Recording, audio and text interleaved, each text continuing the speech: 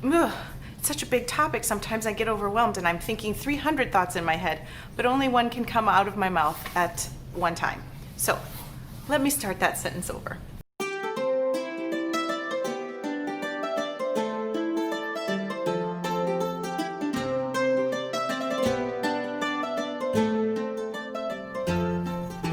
Hi there, it's Christy with the Chirp YouTube channel. Today I'm going to do another video in my little series that I have just started last week called Helping Kids Learn to Talk. This seems like a really big topic and I can't believe that I have never addressed it from this perspective before, considering that I'm a speech-language pathologist and my job is to help kids communicate better. But you know, we're here now, so let's do what we can right now. Of course, I have tons and tons of videos. For the past 5 years I have been on YouTube. Some of them are very old and I will be revamping those as soon as I get a chance. I have videos on various different topics. If you are interested in a particular topic that I haven't done a video on yet, I would love you to leave me a message. Either you can email me or you can leave a comment and I will figure out how to address that issue that is concerning you. Maybe about one of your kids, maybe about a friend, maybe about a student that you have or a client. I would love to discuss that with you. And I am opening up just a few Zoom appointments. So if you have an issue, maybe with your child, maybe with your grandchild, and you're interested in seeing a speech-language pathologist for some advice or to ask questions just back and forth directly, please email me and we can set something up. I know it's hard to find professionals right now and it's a difficult time since we all still are kind of staying at home as much as possible. So if you are interested in some kind of a Zoom appointment, email me and we will figure it out. Moving on, the topic I want to discuss with you today is affect. Teaching kids to talk, helping them learn to talk, we have to woo them because it's such a big topic. Sometimes I get overwhelmed and I'm thinking 300 thoughts in my head, but only one can come out of my mouth at one time. So let me start that sentence over. Kids need to be tuned in to the social and communicative world around them before they can begin to take in words and then therefore to push them back out.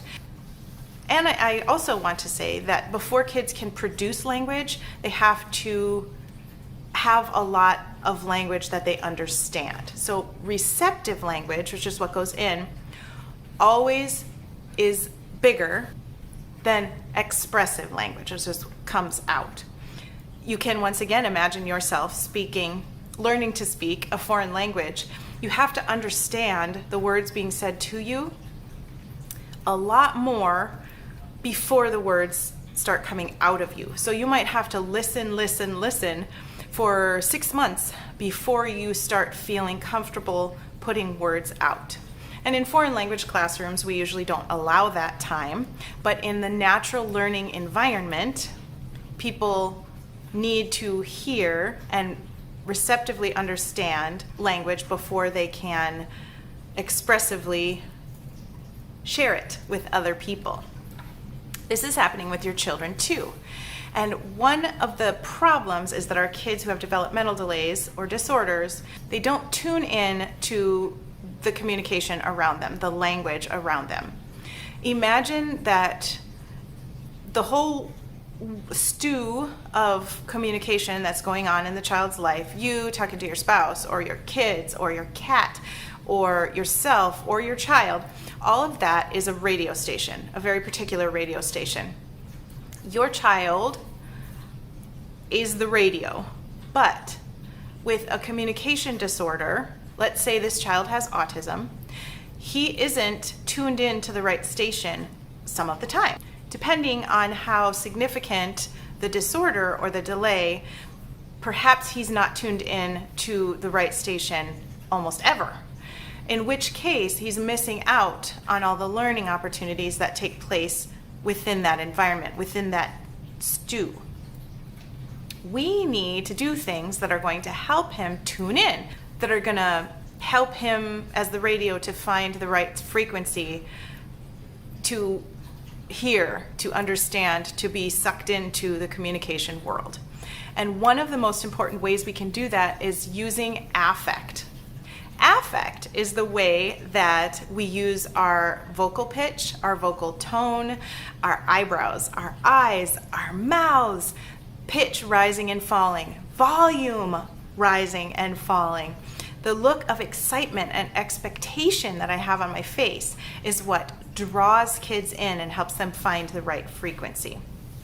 We have to be cautious with this because we have to know the child we're working with. Some kids are very sensitive, and if I use too loud of a voice or too overbearing of a communication method, that child is going to shut down and back off and go into the other room.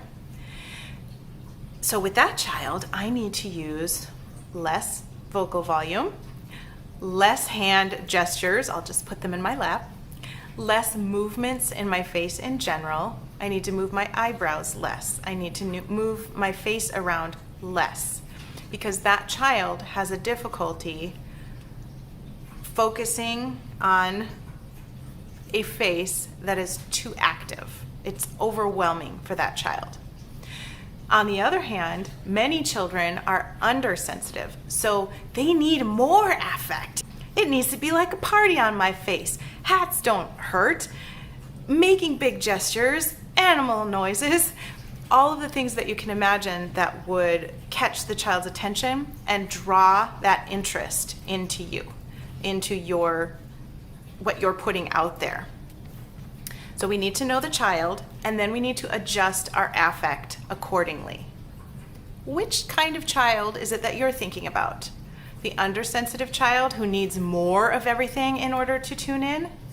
Or the oversensitive child who needs a little bit of a calmer affect in order to be able to tune in?